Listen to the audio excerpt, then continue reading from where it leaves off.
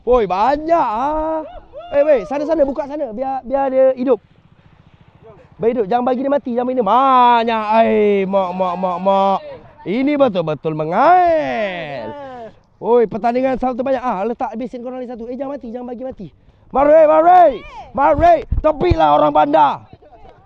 Tepi geng-geng orang bandar. Mari. Apa barang sekali ni berapa? 10 ekor? 8 eh? 8 ni. Kira. Ni korang punya. Wow. Jangan bagi mati bagi hidup. Inilah pertandingan ikan siapa paling banyak. Woo! This is Gudang Boyjan. Tengok geng. Kita orang lepaskan 50 ekor, sekarang dah 500 ekor. Tiba. Woo! Woohoo! Mari. Woo! Mari.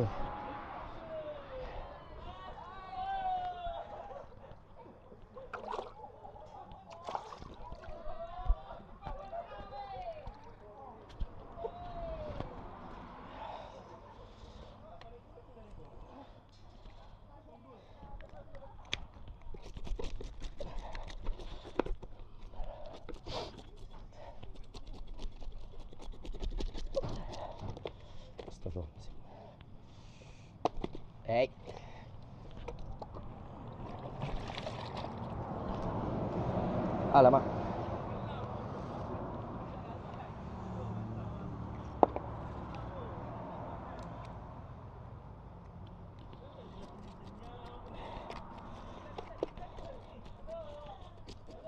Halo.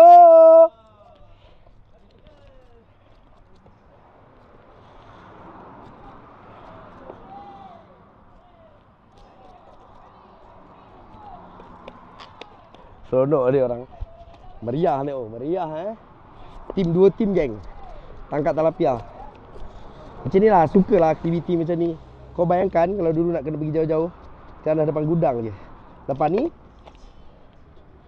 woi, ada betutu tau. Ada betutu. Depan ni ada betutu. Siapa dapat betutu champion?